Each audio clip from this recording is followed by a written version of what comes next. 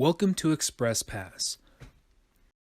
Please read each of the statements listed and verify by checking the corresponding checkbox.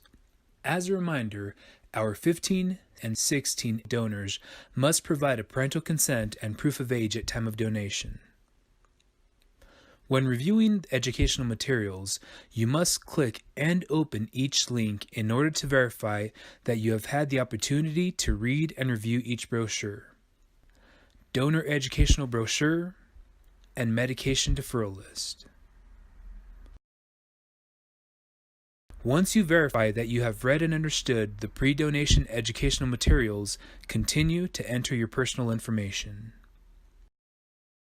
Please enter your legal name as it appears on your picture ID, your birth date, gender, and preferred language.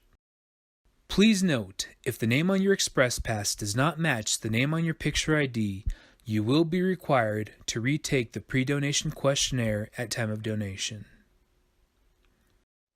Once you have entered your information, you can proceed to the questionnaire.